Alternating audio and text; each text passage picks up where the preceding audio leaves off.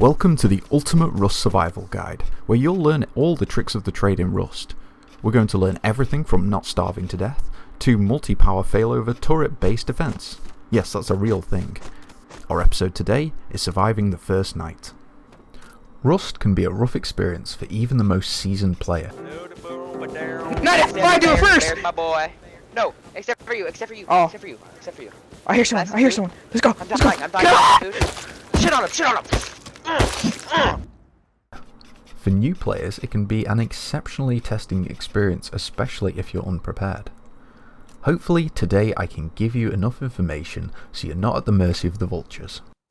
Picking a server is your first big decision, but because there's so many variations out there, I will only say this. Community servers have far fewer cheaters than official servers in my experience due to more active admins and server management. Official servers can be hives for cheaters, so bear that in mind. It may even be a good idea to learn the game a bit on an empty server just to get a feel for things. Once you've picked your server, let's start our journey. We'll be starting our journey from the beach, which you'll find is a common occurrence throughout Rust. Depending on how long a server has been up for will make quite the difference to your experience.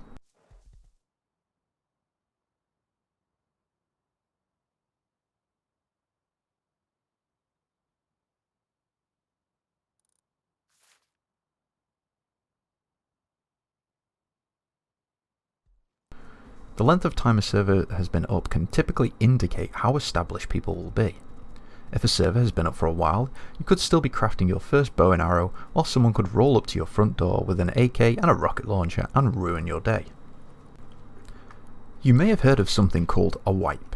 If you don't know what that is, it's basically where the server regenerates a new map and all the existing bases and items are completely reset. This happens on all servers, and typically it's once a month. It's probably worth mentioning here, the blueprints aren't always reset, especially on official servers, but that's something I'll touch on later. So what's first? Well, you can take one of a number of approaches to starting out, but typically you'll first want to establish a base. Your first big decision is deciding on your base's location. You may want to build near a monument. I'm not going to go too deep into monuments yet, but they're basically key locations throughout the map where you'll find the best loot. There's 3 tiers of monument in Rust, which are typically defined by their radiation levels, or rad levels for short. Today, we'll focus exclusively on the lowest tier, which is tier 1, or sometimes referred to as tier 0 due to the 0 rad level. There's 6 monuments in tier 1, abandoned cabins, the mining outpost, the supermarket, gas station, lighthouse and the harbour. This list is probably quite subjective and there may be a fair amount of criticism from the more experienced players, but this is kind of my perspective based on rad levels. Some would say junkyard or water treatment should be there, but due to the crates and the rad hotspots, I feel like these aren't overly nice places for new players.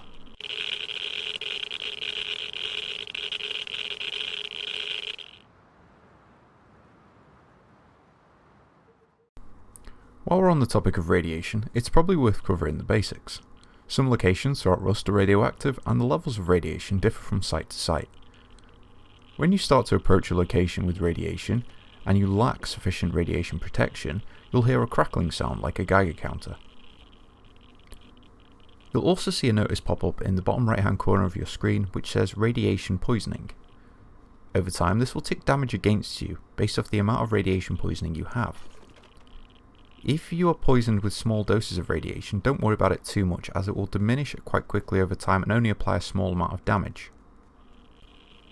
If on the other hand you take a big dose of radiation, or even run the risk of dying, there are 2 ways you can deal with it.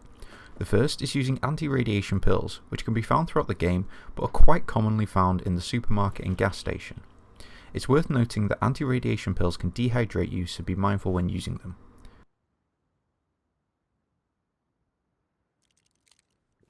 The other way of dealing with radiation poisoning is by drinking water, which reduces the radiation poisoning levels in small amounts. Ultimately, the best way to deal with radiation is with clothing. Clothing varies in protection to radiation, with some pieces offering much better protection than others. You ideally want to dress for the location you'll be going, such as entering a monument like the airfield requires radiation protection of about 13.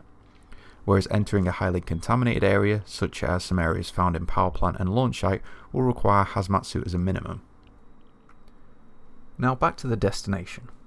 The whole reason I brought up monuments is that typically when choosing a base location, it's a good idea to not be too far out into the wilderness making farming runs a chore. I would advise picking a location near one of these monuments if you're not a big fan of walking simulators. Some would say you would be better off being as far away from a monument as possible, but this is very much personal opinion, so it's up to you to decide. I typically find the more isolated your base is, the more likely you are to get raided due to the lower foot traffic in the area, which causes less of a concern when people are picking targets to raid. Personally, I like to be near two things. One is the outpost or the bandit camp, so when I'm recycling items I can do it in a safe zone, and the other is some sort of monument where I can at least obtain some good items. With your destination in mind, it will probably help if you open up your map and drop a marker where you want to go by clicking the location. This will also show at the top of your screen and guide you to your new home. You can find horses throughout the wilderness, which are great for speed boosts and will get you where you're going faster. Simply walk up to the horse, hit your use key, and to get off, press jump. I'll give you a friendly warning about scientists and attack helicopters whilst on your journey. The other players aren't the only hostile entities in Rust, and the NPCs aren't all as friendly as they are in Outpost and the Bandit Camp. Some are immediately hostile to you, such as the scientists and attack helicopters. The scientists can be found wandering around the wilderness, typically near roads patrolling containers of sorts. They won't attack you at range, but if you approach them they will instantly become hostile. If you're feeling lucky, a scientist can be taken down with relative ease if you have a bow and arrows or better. Now, attack helicopters on the other hand are a completely different story, and they are pretty much a case of run and hide, as they will leave absolutely no prisoner. They can roam around the map anywhere and become hostile to you the second they catch sight of you. I advise getting into cover straight away as they won't mess around. I would also be careful using your own base as cover, as sometimes they can shoot a volley of missiles which can do a significant amount of damage to your base. When making your way to your destination, it's a good idea to collect what resources you can, and if possible leave a trail of sleeping bags so if you die, you're not running all the way from the beach again. You're going to want to focus on collecting 4 things: wood, stone, cloth, and finally food. Wood you'll need for building your footprint, tool cupboard, doors and locks. Stone for fortifying your base, cloth for a sleeping bag and if possible a bow and some clothing, and food for, well, staying alive. You obviously gather wood from trees, but you can only gather stone from stone nodes and piles of stone found on the floor. There's 3 types of node in Rust: sulfur, which are grey with a green tint on them, metal, which is brownish with a silver running through them, and finally stone, which is light grey. We only care about the latter for now, but the other 2 are pivotal later on. For now I would say ignore sulfur and metal and we'll come back to them later. Before you start farming, you'll need to equip your rock, which is found in your first item slot. Both mining and lumbering in Rust is done in a similar fashion. You can collect resources by hitting the object in question, but you'll obtain resources faster by hitting the designated marks. For trees, it's a red cross, which only appears after you've taken your first swing. And for all 3 types of node, it's a shine or glint on the node, which is only visible during the day or when a light is cast on it. You won't be given any more resources, but you'll find that doing this, like I've already stated, will be faster and on top of that, use less durability on your tools. You'll receive approximately 375 wood per tree and 375 stone per node using your rock to farm with, so it's a good idea to get some better tools sooner rather than later. Your stone is your primary tool for collecting resources to begin with, but once you have enough stone and wood I would advise first crafting a hatchet and then a pick. I say hatchet first, as after 1 stone node you typically have enough stone for both tools, but you require 2 trees worth of wood. Using a stone hatchet will give you 420 to 770 wood per tree based on the tree, and the pick will give you 794 stone per stone node. Your next focus is cloth, which you'll most likely collect from hemp, but can also be collected from animals and recycling clothing. As hemp is the most accessible and easiest to obtain, I'll focus on that. Hemp is quite dependent on what type of biome you're in. Rust has 3 key biomes: snow, desert and temperate. The temperate biome has 3 sub-biomes, and some would say the mountains are their own biome as well, but let's just focus on the basic 3. You'll most likely find hemp in the temperate biome, aka the open grassy areas. You'll get 10 per plant and you'll need 30 per sleeping bag. I suggest 2 to 3 sleeping bags for your journey and 1 for your base, so if you can, try and aim for 90 to 120 hemp. Realistically, you can get quite unlucky with hemp, so worst case, try and aim for at least 30 to 60. Food can be pretty scarce, and the best chance of finding food in the wild is in the forests, where you're likely to come across mushrooms and to a lesser extent potatoes. Now, there are the rivers, but they are typically quite scarce and not always close to anywhere useful. I find it better to go to a river after you've established your base and go on a food run. It is worth noting that at a river there is corn and pumpkins, which are among the best foods in Rust. There's also the supermarket and the gas station if you want to chance the monuments this early on, which typically contain an array of food items. You can also find a selection of berries, but these yield little sustenance as their primary purpose is for crafting. It's also pretty obvious that you can get food from animals, but you'll have to kill the animal, harvest the meat, and cook it before you can eat it, as uncooked meat is poisonous. One last thing here I'll quickly cover is water and hydration. Now, I wouldn't specifically go out looking for water, as food hydrates you, especially with foraged foods. But it's typically a good idea to have some water on you to deal with any radiation poisoning you may suffer, and also prolong any dehydration which may cause your health to drop when below 50. This is especially important in the desert biome. The easiest place to get water from is a river. Just walk into the river and you'll be given an option to drink it. You can also refill any containers you may have by equipping the item and then pressing alternate fire, aka right click. Alternatively, you can find water commonly in the gas station, supermarket, or in a well, where a water pump is present. Just pump the water and drink from the barrel. Once you arrive at your destination, it's time to build your base. Before you begin, you'll need a couple of things: building plans, a hammer, a tool cupboard, a door, preferably 2, and a lock, again preferably 2, ideally 3, which would be used for your 2 doors and your tool cupboard. This will cost 1,870 wood, which is with 2 doors and 2 locks. We now need to ensure we have enough resources to build our base, but before we collect any resources, we'll need to decide on what style of base we're going to build. This is where your creative mind takes over, as your base is completely down to you. I will, however, cover how to set up a basic base and some core aspects of base building. Typically, I would advise people to build one of these 3 to begin with: a 1x1, a 1x2, or a 2x2. All 3 designs are similar, but they all share one key feature, and that's what's known as an airlock. An airlock prevents someone from being able to enter your base, as you can only pass through the airlock if one door is closed. This would stop someone, after killing you on your doorstep with your door wide open, from entering your base, and honestly should be on every base design regardless. Oh wait, he's in Hey, here. let us in. We got candy. Dude, yeah, we got candy, dude.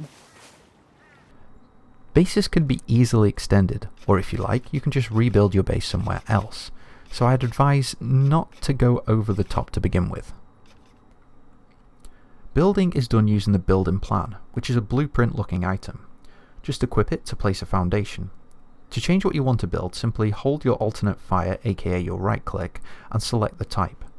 Everything you place must start from a foundation, and everything has a stability. If you build something too unstable, it will instantly get destroyed. Before we place anything down, I thought it'd be a good time to mention wall sidings. In Rust, each type of wall has 2 sides. Well, duh, tell me something I didn't know. Well, there's a hard side and a soft side.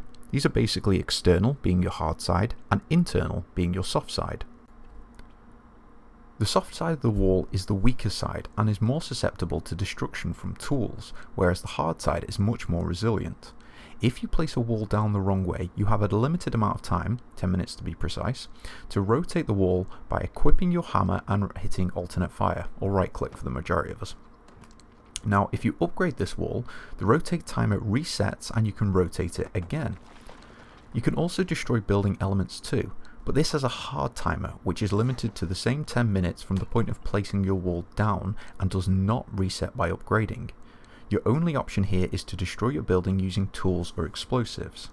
It's also worth noting that the destruction option is only available if you're within the proximity of your tool cupboard. The 1x1 is the simplest design by far, and you're not committing too much time or too many resources to build it. To build the foundations of a 1x1, you're going to need 383 wood. This consists of 1 square foundation, 1 triangle foundation, 4 walls, 2 doorways, 1 square floor, and 1 triangle floor. At this point you can either choose to upgrade your base to wood, which will cost an additional 1,530 wood and a daily upkeep of 213 wood, or, ideally, upgrade your base to stone, which will cost 2,295 stone with a daily upkeep of 230 stone and 60 wood. A 1x2 is incredibly similar, and will cost you 558 wood for the foundations. This consists of 2 square foundations, 1 triangle foundation, 6 walls, 2 doorways, 2 square floors, and 1 triangle floor. Upgrading a 1x2 will cost you 2,230 wood with a daily upkeep of 283 wood, or upgrading to stone will cost you 3,345 stone with a daily upkeep of 60 wood and 335 stone. Finally, the 2x2, which is probably more useful for 2 or more people and will cost a total of 1,008 wood for the foundations. This consists of 4 square foundations, 1 triangle foundation, 12 walls, 2 doorways, 4 square floors and 1 triangle floor. Upgrading a 2x2 will cost you 4,030 wood with a daily upkeep of 431 wood. Or upgrade to stone, which will cost you 6,045 stone with a daily upkeep of 546 stone and 68 wood. It's worth noting that buildings can be upgraded at any time from wood to stone and further. So if you want to get your base down, just get it down, but just ensure everything has at least been upgraded to wood. All upgrades are done using your hammer, which costs 100 wood to craft. This can be used to repair things as well by hitting them if you have the necessary resources, that is. To upgrade building material, hit your alternate fire, aka right click, to bring up your upgrade menu.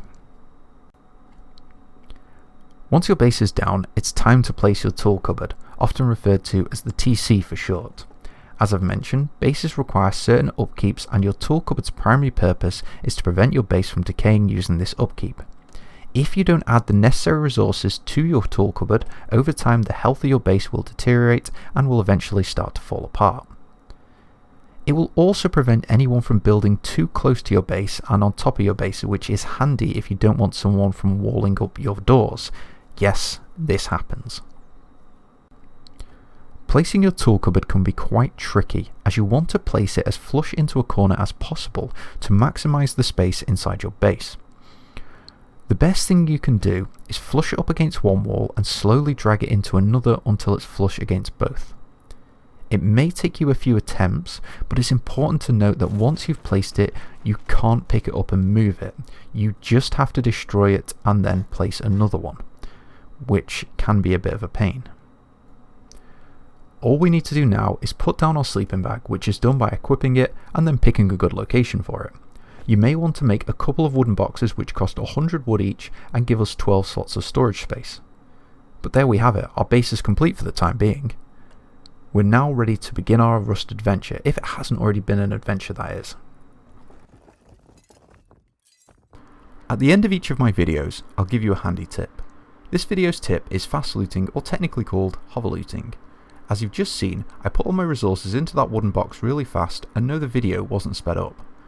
This is just a feature of Rust. You have to set your hover loot key in Options Controls and scroll to the bottom of the inventory section. Once set, you simply hold it down while hovering over items in any container, including dead bodies or NPCs. And that's my tip for today. Next time we'll look at upgrading doors, making furnaces, and who knows what else will be in store. You'll just have to tune in to find out. I hope you found this video useful, and if you did, please leave a thumbs up. If I've made any mistakes or you have any feedback, I'd love to hear it, so please leave a comment below. And finally, if you're interested in any more of my Rust series or videos, please hit that subscribe. Until next time, I'll see you around, happy rusting, and don't let your jimmies get rustled.